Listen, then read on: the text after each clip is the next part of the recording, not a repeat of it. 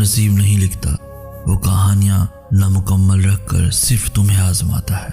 वो इसलिए तुम्हारे मंसूबे तोड़ता है ताकि तुम उससे जुड़ सको। अल्लाह तुम्हें नामुमकिन के जरिए ही दुआ मांगना सिखाता है। अल्लाह लौटा देगा तुम्हें हर वो खोई हुई चीज जिसे वक्त तहज्जुद तुम्हारी निगाह ढूंढती है। अल्लाह बदल देता है हालात, कोई भी आजमाइश हमेशा नहीं रहती। दौरान सजदा तरफ कर अल्लाह को लगाई जाने वाली आवाज कबूलियत जितना असर रखती है।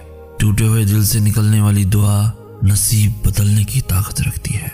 अल्लाह बदल देता है हालात, कोई भी आजमाइश हमेशा नहीं रहती। तरब जब आमीन कहती है तब मौजज़ों का खालिक कुन फरमा देता है। वो जानबूझकर गम नहीं लाता, हर देरी में उसकी पोशीदा मसलियत है। अल्लाह की मदद तब आती है जब इंसानी ताकतें हार जाती हैं।